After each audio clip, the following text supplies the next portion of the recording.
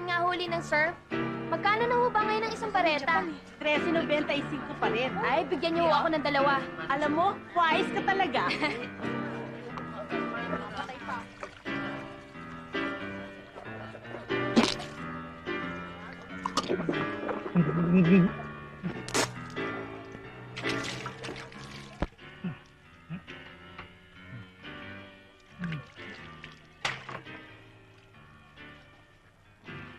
Haling Tinay, di naman ako mahinit na kape, eh. At saka pagbukas mo ako ng Sgt. Peppers, yung sardinas na maangang. Kung makapag-utos eh, dahil mo pang nagbabayad. Kaya aga-aga eh, sinisira mo ang aking negosyo. Haling Tinay, pagka-aba-aba man daw ng hutang ko, pag nanalo ako sa loto, full payment kayo with interest. At saka itong point-point nyo, itong turo-turo, gawang kay Haris Toktas. Kailan pa yan? Natanggal na si Murato. Wala nang loto. Pakanyan? Si Haling Tinay naman kahaga-haga, nagagalit kayo. Nakukuso tuloy yung mukha nyo. Alam niyo ba ang ganda-ganda nyo ngayon? O sige, Haling Tinay, Sige lang. pakanyan na. Kape na lang, kape na lang. Kung Yan. wala na yung Sgt. Pepper, mangyari. Yan, diyan ka lang magaling. Sa pambobola. Hoy, Donato, yan ang huling higop mo ng kape, ha? Sa susunod, hindi mo na ako kayang utuin. No problema.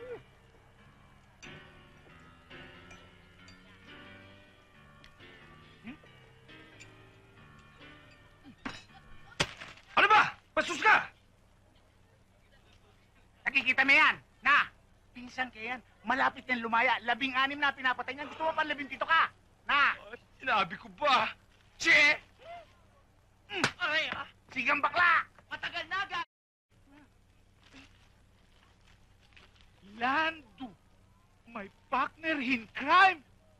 Lalabas na. Happy days are here again. Si Lando lalayan eh. Thank you, sir.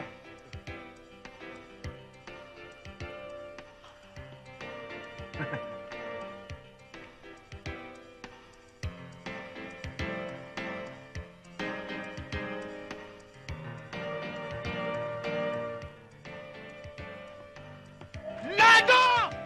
Yeah! Paano mo nalaman lumaya ako, Lumaya ha? ka rin. Kasi nabasa ko sa dyaryo na lalaya ka na eh. Ah, ito pala para kay ka. Rakin to? Oh, hindi ba paborito mo yan? Ay, partner. Ang pogi mo ngayon. Bagay sa akin, Akala mo, hiyang mo dun sa loob ah. Dapat hindi ka muna lumaya. Ganun ba? Pwede. Madali lang yun. Patayin kita ngayon. Sigurado mamaya. Balikbayan ako. O sige, lang na ako sila. Kaya, pero taxi ko, umalis na. Taxi mo to? Dinaku. Big time ka na ngayon, ha? Nakakayan, masusunduin ko yung partner ko ng taxi, Kel. Ha? Kaya. At saka, kakain pa tayo. Kakain pa tayo? Ginugutom na ako, tara. Nagpaputom na kami. Tara. Anak, sinundo mo ko. Oh, Galing driver. ka, partner. Di Manila na eh.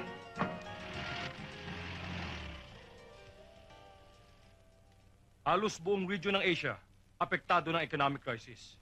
E sa unang quarter pa lang ng taong ito, nalulugi na ng 30% ang ating shipping line. Alam ko yun, Joseph.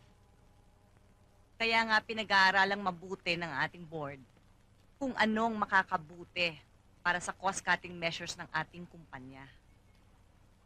Practical lang naman ako, Mariel eh. Sobra-sobra na tayo sa mga casuals, especially sa Mindanao at sa Visayas. Eh dito nga sa Maynila, parang mas marami tayong empleyado kaysa mga pasahero. Naintindihan ko ang concern mo sa shipping natin. Pero hindi retrenchment ang sagot sa crisis na humahataw sa atin ngayon.